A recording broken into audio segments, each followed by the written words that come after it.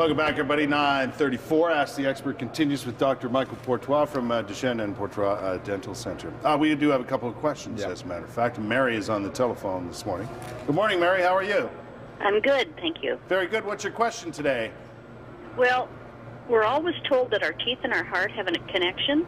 And when I was younger, a man died, and his family said that it's because of something to do with his teeth.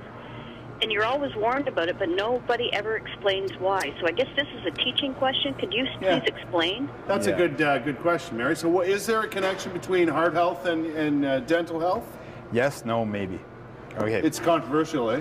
Very controversial, but the big thing is the bacteria that's found in the mouth are also the same bacteria is found in the heart sometimes. Right. When there's a replacement valve, when there's a heart defect, etc., that bacteria that's affecting your gums and all that stuff is found there. No kidding. So people with abscesses and stuff like that, the doctors know it. I had a patient last year and I had to postpone his heart surgery because he had an abscess.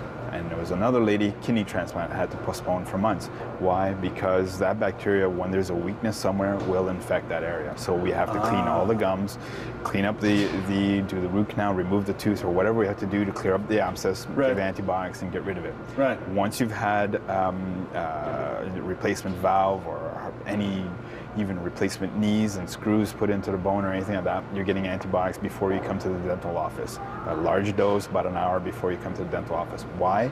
Because the bacteria does go and infect these areas. So if we come and do a dental cleaning, we're liberating a lot of that bacteria to be able to be cleaned up, but it's also going systemic, so everywhere in your body.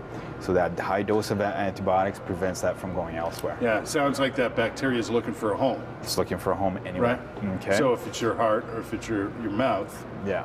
Now the controversy comes by where they were, this article came out about a month or two ago, and it's all on the news again.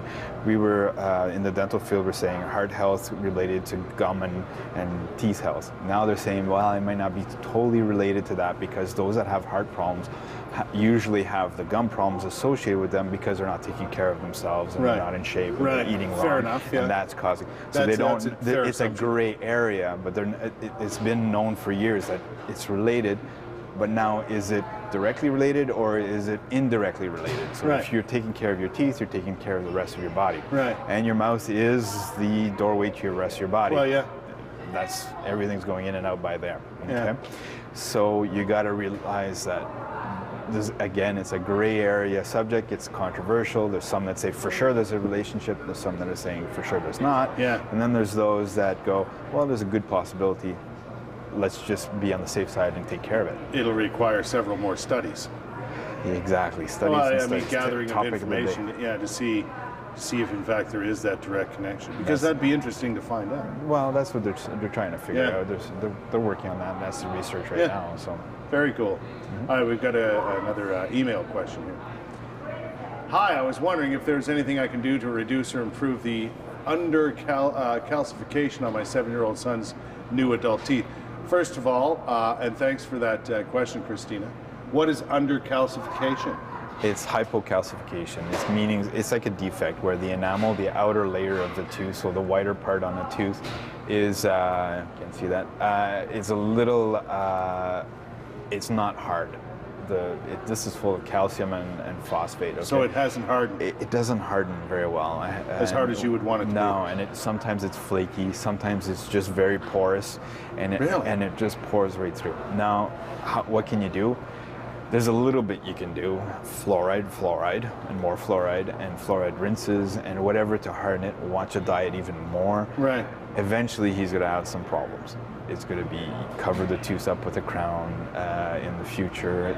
Usually, it doesn't affect all the teeth. Usually, it's one tooth from either side. Is there any known cause of this, or genetics? Yeah. Some of it, they don't 100% know why they have it. We know it's there. I see some regularly. I don't see a ton of them, but I see some regularly. Yeah. And generally we fill, try to cover as soon as they get a cavity on that. Because you've got to strengthen the tooth, right? Strengthen the tooth, but filling doesn't necessarily fill the tooth. It's a Band-Aid. It's always a Band-Aid. Yeah. Eventually you'll end up with crowns. Some people lose their teeth to that, and that's one of the sad things.